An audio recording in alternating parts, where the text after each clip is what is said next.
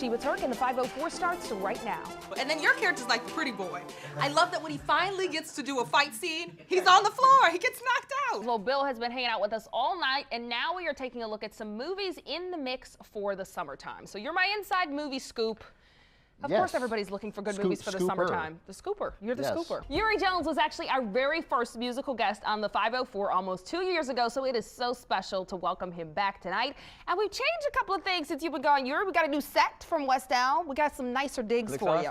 You like it? You feeling it? Definitely. How's everything been for you? It's been amazing. Life is great. Just still recording, still writing.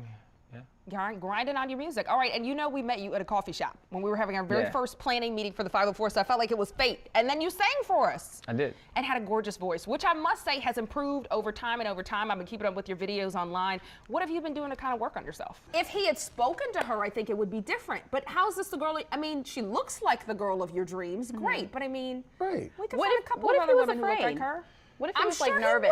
What if he was at work and it was a situation of him fraternizing or rushed? He didn't have the time. You know what, you two, then you go help reunite them. And when this girl ends up on the forensic channel, okay?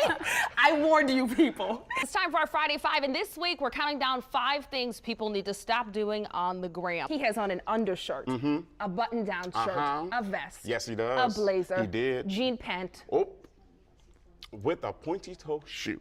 This outfit is an outfit for 2 people. He could dress a village with no associations. Cyanide sounds pretty. It doesn't. It's It does if you don't think of it as if it wasn't a poison. I think Cyanide. it's phonetically pleasing, but maybe when you consider the hundreds of years of people using it to kill people or kill themselves. It's a poison. A bit of a negative connotation there. Can't get around I'm all for strange names, but I was on the fence with this one until I heard this. So the woman has a history of drug abuse and mental health problems. Her children have been placed in foster care. Who gets fame off of a song about paying student loans off? It's so responsible. That's what I'm saying. I do, This is amazing. All right, so P. Diddy responded. What did he have to say about it? So Diddy was feeling it. Diddy didn't know what Sally Mae was. He was like, I don't know what Sally Mae is, but I love this. I promise you. He's on a whole nother level. On everything. He didn't know what Sally Mae was, Diddy, though. but he was looking at the music video like, I'm feeling it. He said, I don't know what Sally Mae is, but I'm trying to pay her back too. I promise That you. is a mess that you told Diddy what Sally Mae is. Yeah, so I taught Diddy what Sally Mae was. He tweeted about it. Millions of people are talking about paying their loans off, getting out of debt, and they have a fun anthem to rock to with it. It's on the radio now. It's amazing what this song is doing, but I ain't surprised. Super positive. The Washington Post said it would be the anthem for a generation. For a generation. That's insane. For our whole generation. Go ahead. You hear me? That's real. You are doing your thing. I guess the twist here is that he's saying they're celebrities, and celebrities do whine about the paparazzi on their kids. So I guess I kind of get his argument here. How are you going to complain that other people are like taking pictures of your kids when you're doing it too? All right, so what are you working on these days? I know you've got the cookbook, the acting, the everything. Let's take a flashback to the moment when you shot that video. What was going through your head then? Where were you in life? Oh my goodness, that was so long ago. I was just about standing my ground as a woman. Yeah. You know, in a sea full of testosterone because there was so many men. Right. And writing rhymes, and we had that, energy charged music. So I just wanted to keep up. And how'd you even get into rapping and wanted to rap? I got into rapping in 1984.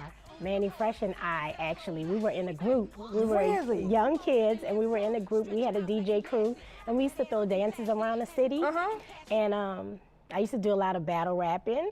All right. But it wasn't until '92 when I put my first record out. And that's when you really shut it down. I understand though you didn't even have a real contract with Master P because you guys were friends, right? And it must be so fun to perform with Kermit. Which one do you prefer, though, by yourself or with Kermit? I think they both are so fun. That's a hard one to because what you see on stage is that's him. So yeah, he's a riot. Yeah. Too fun. So what's the latest with you? What are you working on right now? Let's do it because I want to know what you guys think of this 24-year-old elementary school teacher in Mexico who has lost her job because she had a little too much fun at spring break. So there was a sexy beach dance competition and she won, but she lost her job.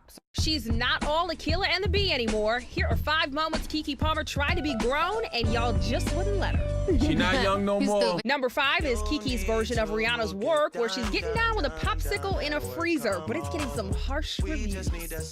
You know, booty popping, showing skin. You don't have to do that if you want to be known as a woman. There's a whole different way in order to do that. Coming in at number 4, Keke's look for the 2014 BET Awards. Some carefully placed cutouts showed off her hips, thighs, and pelvis, but the internet said she looked like a white Power Ranger. Got him! That is just haters. Coming in at number 3 on Keke's attempts at grown and sexy, it's this twerking video where she's wearing marijuana printed panties and a tank top. And the next is when Keke got a couple of face piercings and someone called her a thought. Well, Keke quickly shut that down. Always professional, show up on time, punctual, take care of my career and everything like that. I spell really well. I spell really well. And at number 1 on our list of grown and sexy Keke Palmer is her sultry video with Cassie for the song I Don't Belong to You. Y'all just won't let Keke Palmer live. Well, let's see what Mia X, a woman, a legend in the business, thinks about it. Keke, are they going too hard on Keke Palmer? Stephen Colbert is getting his jokes all lined up for his takeover of The Late Show. And we sat down to chat about his new gig, or maybe I should say we tried to sit down. Can I dance? Yeah. Can you dance? Yeah. Let's dance. Everybody from New Orleans can dance. Let's go. Let's hit it. What's your go-to step? You got like a 2-step? My go-to step is this step. Whoa, okay. Maybe come back home then. There was dancing and a little singing. Are you gonna sing a lot on the new show? As much as this, I hope. And why not throw in some Shakespeare? We are amazed, and thus long have we stood to watch the fearful bending of thy knee, because we thought ourselves thy lawful king. We've seen a lot of Colbert's acting skills over the past decade on the Colbert Report, where he played a right-wing political pundit. But is the act finally over? Are we going to get the real Colbert, the character Colbert, a mix? Who's showing up? I cannot You don't even know who's coming yet. You just invited all parties? I can't wait to find out how much that character and I had in common. We do know that the real Colbert is a huge David Letterman fan. I started college when he started his show in 1982, and so I'm a deep-cut David Letterman fan. There's almost no bit Dave ever did that I couldn't tell you about and didn't see in the first broadcast. He's also a big fan of John Baptiste, the 28-year-old from New Orleans who will be the show's new band leader. I had John on the old show, and as soon as I met him, like we were halfway through the interview, he called me, he said, I like to improvise, jazz about improvising, I like to improvise. Now, you might like to ask me questions on those cards you have there. And so I was like, well, if you're gonna throw down like that. So I threw away my cards and I just got this close to him. Colbert is looking forward to spending time with John in the Ed Sullivan Theater on Broadway, which was just renovated. But when I asked him about visiting us in New Orleans, there was no hesitation. Let us do a few shows. Let us be on there, and we'll love to come down to New Orleans. It would be fantastic to do a show down there. Sheba Turk, Eyewitness News.